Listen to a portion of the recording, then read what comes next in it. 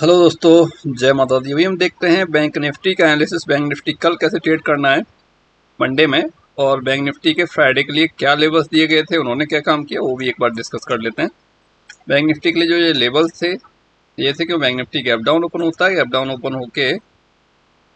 Open होके जो मेरा लेवल था एक 51,390 का ऑलमोस्ट वहाँ तक आता है। 380 का इसका हाई था। उसके बाद फिर इसी लेवल के आसपास अपने लो के आसपास थोड़ा सा सस्टेन भी करता है 5 मिनट। जब वो ब्रेक डाउन हो जाता है तो फिर सीधे सीधे आपका करीब 235 से प्राइस पहुंच जाता है आपका करीब 980 के आसपास। बैंक निफ्टी का नॉन स्टॉप मूवमेंट था। उसके बाद जब यहाँ से नीचे आता है, ये एग्जैक्टली डॉट लेवल से रिवर्सल होता है। ये देखिए, ये एग्जैक्टली 10-15 का कैंडल है।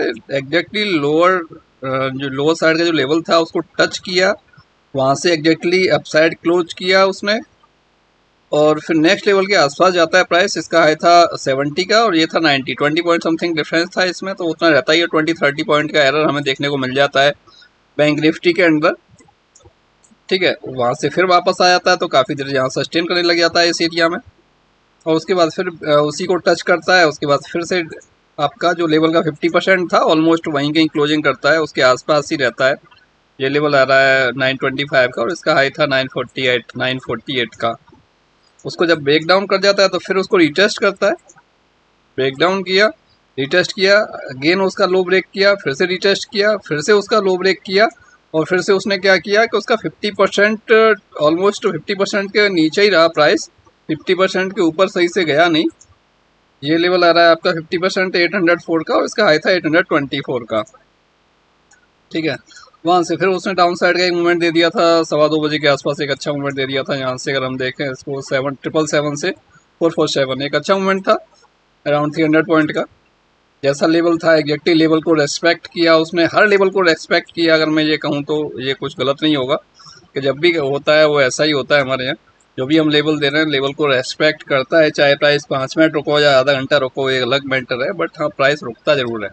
बहुत कम होता है कि प्राइस फ्लो में उसे ब्रेक कर जाए। ब्रेक कर गया तो फिर नेक्स्ट लेवल आपको देखने को मिल जाएगा। अभी जो कल के लिए हमारे पास लेवल्स हैं वो ये रहने वाले हैं। अगर मैं अपसाइड से आपके साथ शेयर करूँ लेवल्स तो 51,171, 51,70, 51,070, 51,070, 50,972, 50,890 और 871, 50,770, 50,650, 50,570, 50,448, 50,325, 50,208 और 234, 50,126, 50,030, 49,933, 49,731। ये ओवरऑल अपसाइड से डाउन साइड के लिए लेवल्स हैं। फिर मैं अगर इम्पोर्टेंट की बात करूँ तो इम्पोर्टेंट ये आपके लिए रहने वाला है। ये एरिया आपके लिए एक इम्पोर्टेंट रहने वाला है। अगर बैंक निफ्टी आज जो फ्राइडे का लो था इसके नीचे आता है, गैप डाउन होता है या जैसे भी आता है सिस्टमेटिकली आता है एज पर प्राइस एक्शन, तब भी 126 से लेके 200 234 तक का जो लेवल है, ये जो कि पूरा ये जोन है, ये इम्पोर्टेंट आपके लिए हो सकता है। मे भी पॉसिबल के यहाँ से हमें कुछ एक रिवर्सल भी देखने को मिल सकता है। अगर ये रिवर्सल नहीं होता है, यहाँ से रिवर्सल नहीं होता है, तो फिर नीचे की तरफ हमें 50,000 के नीचे भी प्राइस जाता हुआ इजीली दिख जाएगा।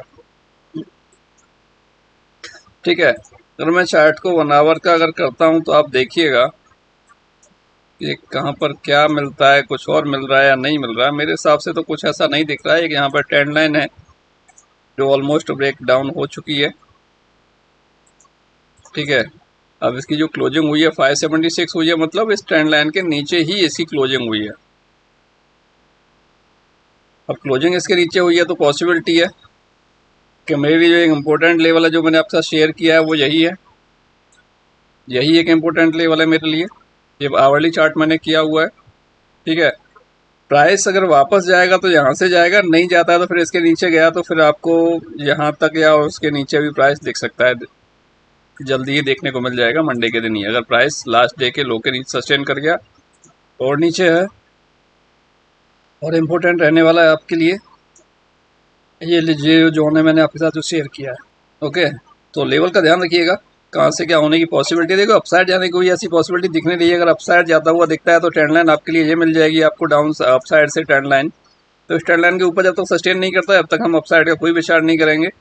ठीक है, एक इससे पहले भी छोटा ट्रेंड लाइन मिल जाएगा आपको देखने के लिए। इस ट्रेंड लाइन का भी थोड़ा सा देखिएगा, ख्याल रखिएगा मार्केट के अंदर कि ये आपका ट्रेंड लाइन रहेगा। इससे पहले का अगर थोड़ा सा भी गैप अप मिल जाता है, गैप डाउन की बात नहीं कर रहा हूँ, बात कर रहा हूँ गैप अप मिल जाता है, क्यों 576 अराउंड 600 समथिंग उसका क्लोजिंग हुआ है, तो 100-150 पॉइंट के आसपास अगर इस एरिया में कहीं पर हमें गैप अप मिल जाता है तो हमें कुछ नहीं करना, सिर्फ सेलिंग के लिए वेट करना है। अपसाइड का कोई प्लान नहीं है, क्यों अपसाइड जाएगा अभी तो इससे ऊपर नहीं जा पाएगा, 900 के ऊपर प्राइस नहीं सस्टेन कर पाएगा, ना जा पाएगा मेरे हिसाब से।